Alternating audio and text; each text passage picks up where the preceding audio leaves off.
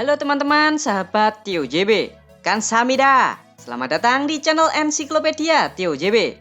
Kali ini Mimin akan membahas tentang negara Korea Selatan. Pasti kalian tahu kan? Di benak kalian, Korea Selatan dikenal karena negaranya yang maju, K-pop, drama-dramanya yang keren, atau wisatanya yang menawan, serta banyak hal-hal baik yang lain. Tapi kali ini Mimin gak akan membahas hal tersebut, karena kalian pasti sudah pada tahu kan? Sebaliknya, kali ini Mimin akan membahas tentang sisi gelap negara Korea. Bahkan, menurut Mimin, negara Korea Selatan ini lebih menyedihkan daripada negara kita Indonesia. Lah, kok bisa begitu, Min? Apa alasannya? Makanya, yuk ikuti terus video ini sampai selesai ya teman-teman, agar kalian tidak salah paham. Mari kita jalan-jalan keliling Korea Selatan. Kembali lagi di channel Tio JB, channel yang mungkin bisa menambah wawasan dan informasi yang mungkin belum kalian ketahui.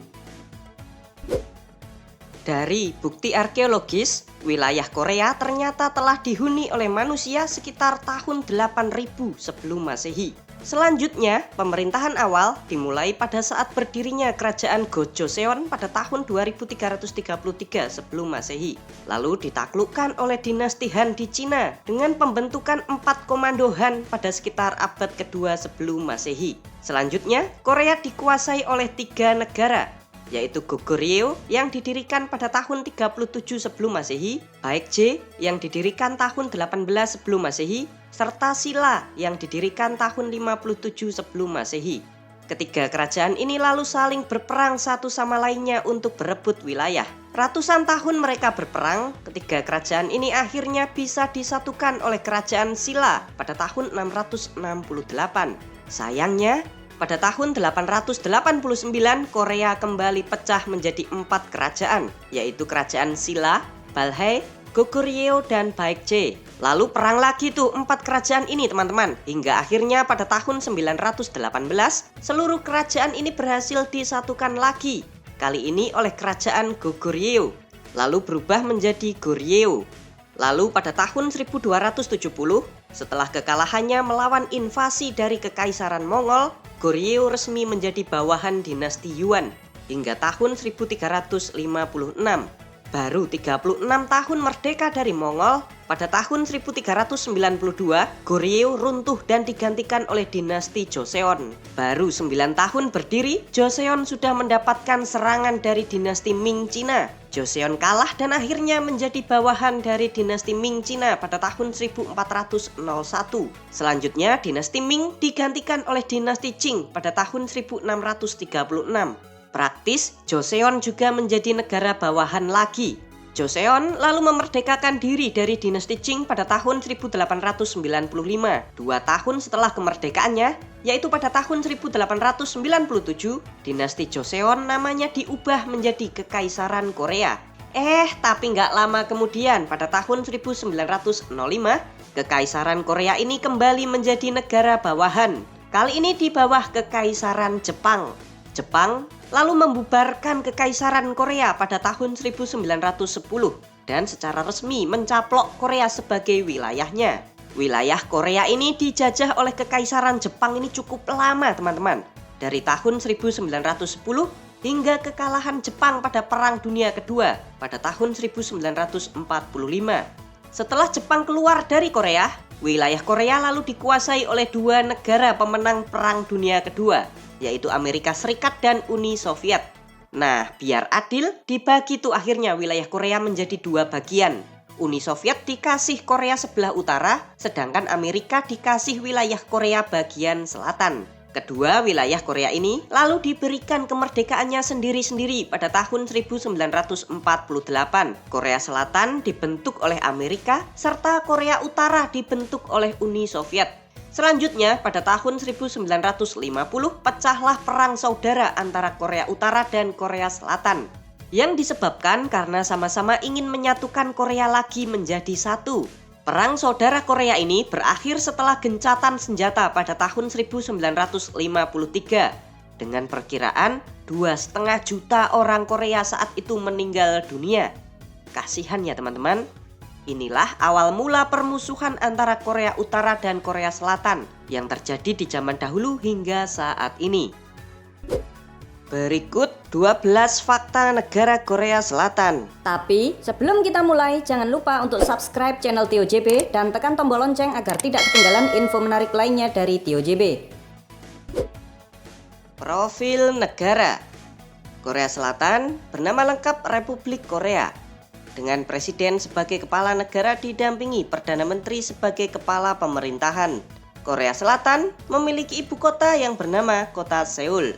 Secara geografis, Korea ini berada di benua Asia bagian timur, tepatnya di semenanjung Korea, serta berbatasan dengan negara Korea Utara di sebelah utara, di sebelah selatan dengan Selat Korea, di sebelah barat dengan Laut Kuning, serta di sebelah timur dengan Laut Jepang.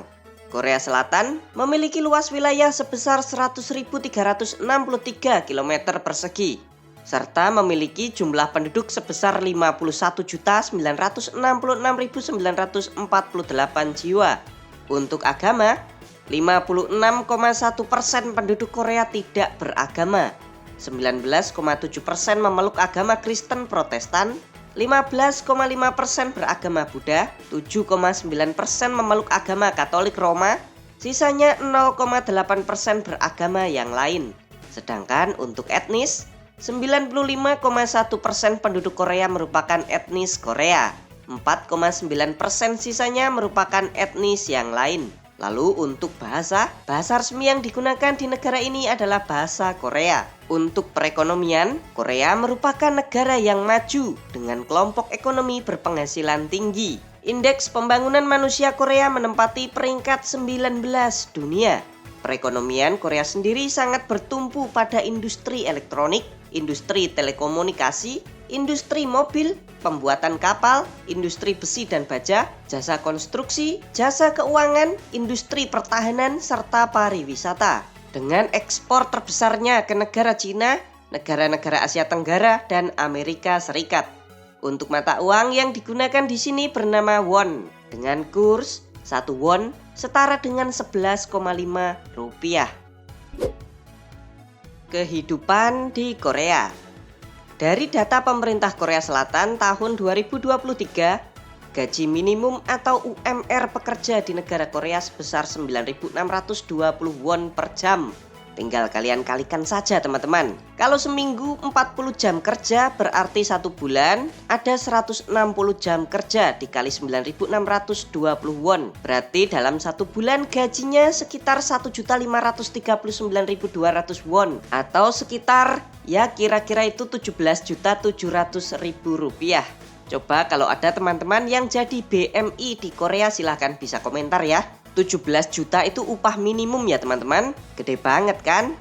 Sedangkan gaji rata-rata pekerja di Korea, ini rata-rata ya, sebesar 3.890.000 won atau sekitar 44,7 juta rupiah per bulan. Wih, sangat besar sekali ya ternyata.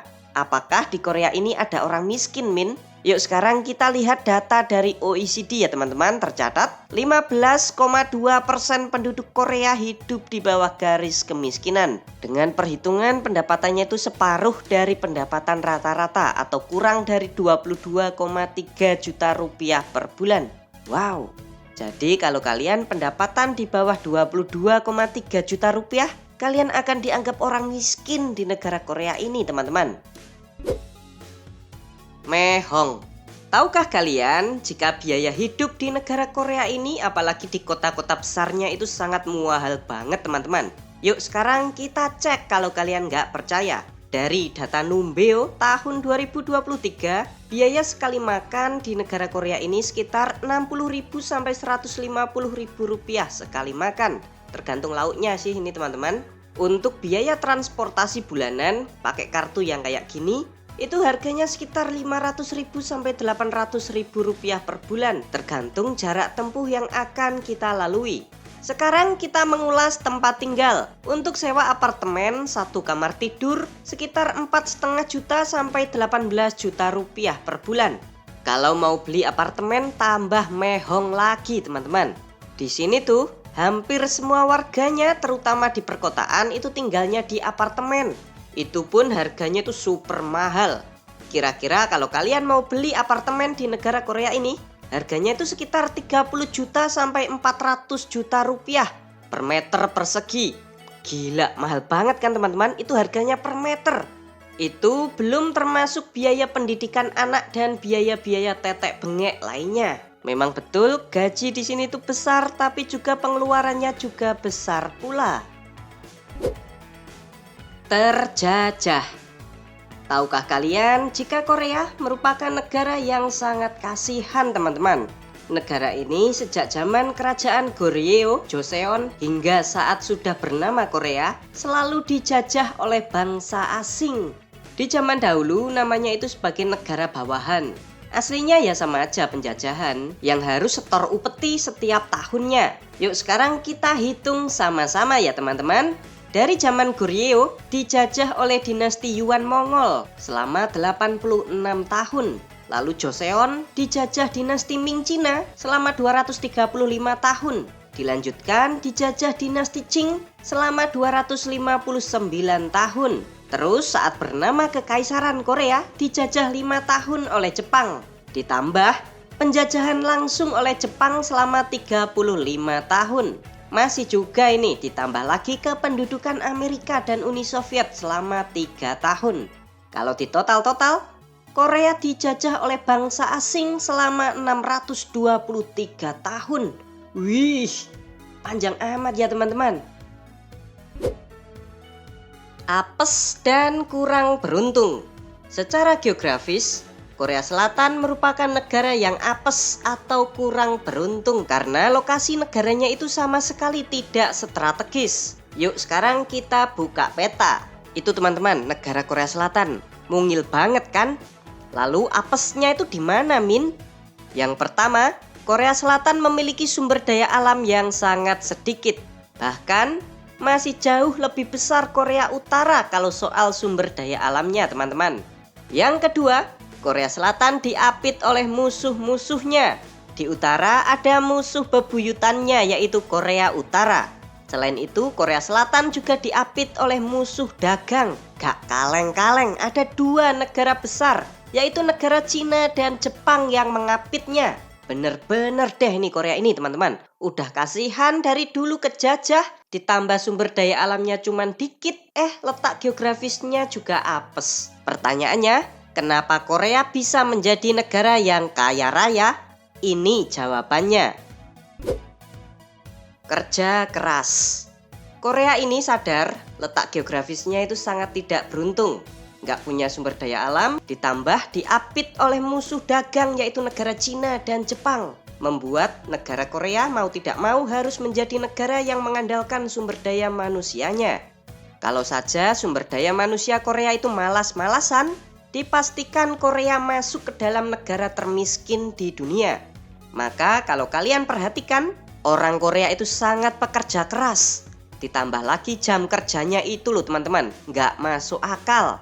Yuk kita bandingkan dengan negara kita Indonesia. Menurut BPS, tahun 2022, rata-rata orang Indonesia itu bekerja selama 40,02 jam per minggu. Sedangkan pekerja pria di Korea Selatan bekerja selama 47,8 jam per minggu.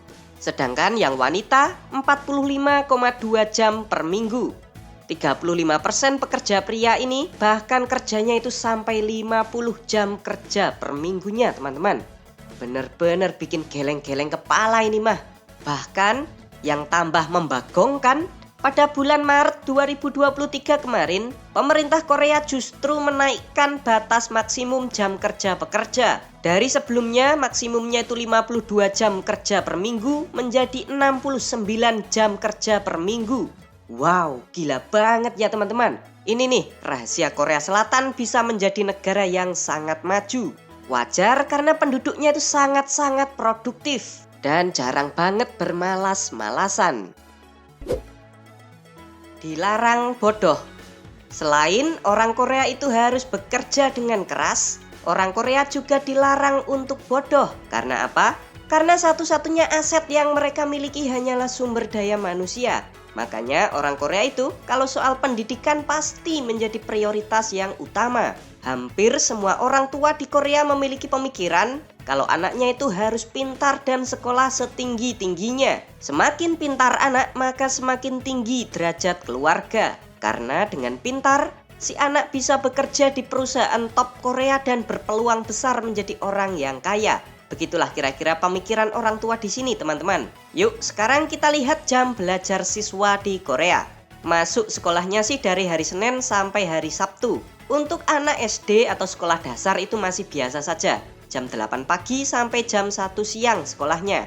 Nah, kalau anak SMP dan SMA ini yang agak berat. Bukan agak lagi sih, tapi sangat-sangat berat.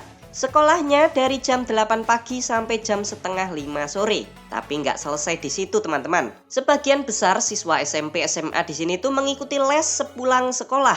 Namanya adalah Hakwon, yang dimulai pada jam 5 sore sampai jam 8 malam. Bahkan ada yang sampai jam 10 malam. Bayangkan teman-teman, anak-anak di Korea ini belajarnya itu dari jam 8 pagi sampai jam 10 malam. Wow, kasihan kan teman-teman? Jauh lebih ceria dan bahagia anak-anak di Indonesia kalau dipikir-pikir. Depresi akibat beban kerja di negara Korea yang sangat-sangat parah, ditambah tekanan di dunia pekerjaan itu sendiri, membuat orang-orang di Korea ini memiliki tingkat depresi yang sangat tinggi, teman-teman.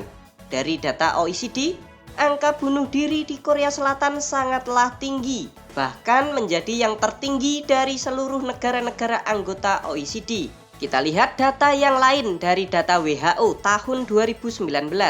Angka bunuh diri di negara Korea Selatan menempati peringkat 12 dunia. Sedangkan negara kita Indonesia menempati peringkat 170 dunia. Sangat jomplang sekali kan teman-teman? Orang Korea sangat depresi sedangkan orang Indonesia sangat happy. Tuh, kasihan kan orang Korea? Beban pikirannya besar sampai banyak yang depresi. Bahkan banyak juga loh artis-artis Korea yang bunuh diri karena depresi.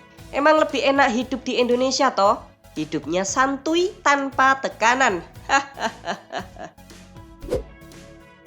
Rapuh. Kita tahu jika negara Korea Selatan ini sampai hari ini masih bermusuhan dengan Korea Utara. Bahkan sempat berkali-kali tuh Korea Utara menembakkan rudal-rudalnya ke dekat perbatasan Korea Selatan. Nah, ini yang berbahaya teman-teman. Yuk kita sekarang lihat data jumlah tentara. Kalian bisa lihat Korea Utara memiliki 1.280.000 tentara aktif. Sedangkan Korea Selatan hanya memiliki 599.000 tentara yang aktif. Kalau di total semua jumlah tentara plus wajib militer, Korea Utara memiliki 7.769.000 tentara. Sedangkan Korea Selatan memiliki 6.712.500 tentara.